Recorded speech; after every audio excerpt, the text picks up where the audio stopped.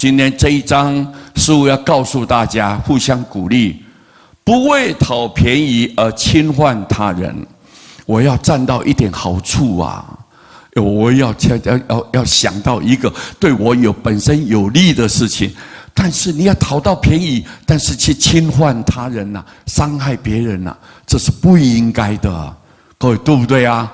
没有道德嘛，没有品恨，所以各位一定要注意，不要为了取得一点点好处啊，你对你自己会感到啊，就是好像很爽快、很舒服，但是你去冒犯他人，这是不应该的。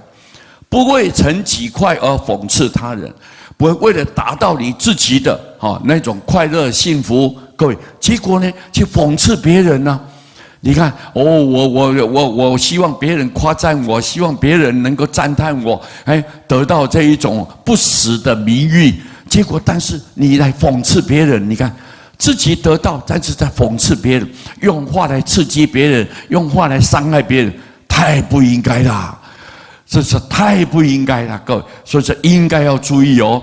你做人的时候一定要明白哦，龙天护啊都在看你啊，你的一点一滴、一丝一毫都是在因果当中。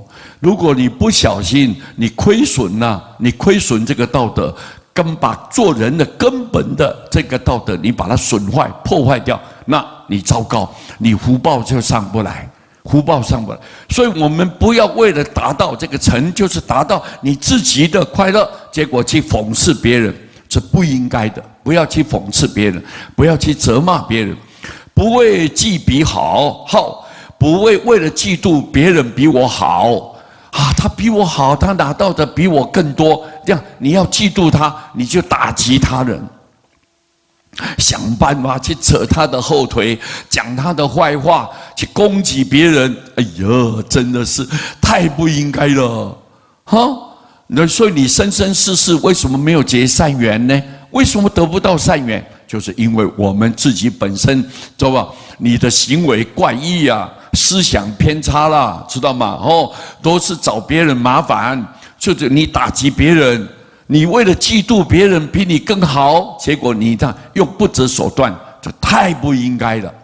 为了护自己私欲，不为护私欲，保护自己私人的欲望，知道吗？我要达到我的目的啊，达到我追求的目标，结果你看你私人的欲望而去伤害他人。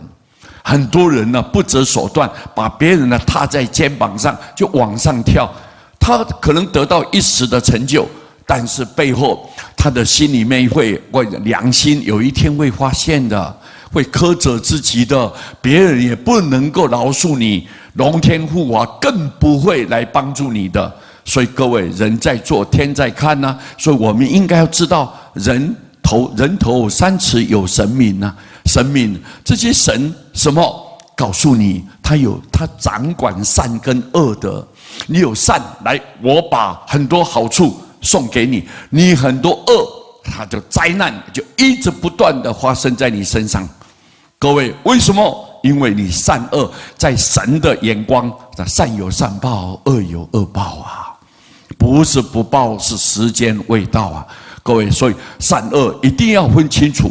那如果你伤害到别人，天神不能原谅你，所有龙天护法，各位都远离你了。你没有这些天神的保护，我们人呐，各位命运就乖张了，命运就乖张，各位开始印途就衰败，就一定会有这种情况，所以要特别注意哦，特别注意，各位对不对？